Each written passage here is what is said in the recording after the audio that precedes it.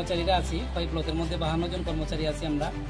আমরা রাজ্য সরকার এই বিগত মাসে দুর্গাপূজার মাসে 26 তারিখ সমস্ত কর্মচারীদের বেতন ভাতা দেওয়ার জন্য ঘোষণা করছিল, কিন্তু আমাদের রেগা কর্মচারীরা আজ অবধি 26 তারিখ তো দূরহস্ত, আজকে পর্যন্ত আমরা সেপ্টেম্বর মাসের বেতন এখনও পাইনি। ওই বেতন না পাওয়ার কারণ জানার জন্য বা বেতনটা যাতে তাড়াতাড়ি হয় তার জন্য আমরা বিডিও স্যারের কাছে আমরা আজকে মিলিত হয়েছি। বিডিও স্যার আমাদের আশ্বাস দিচ্ছেন যে তিনি ওনার ঊর্ধ্বতন কর্তৃপক্ষের কাছে আমাদের কথাটা।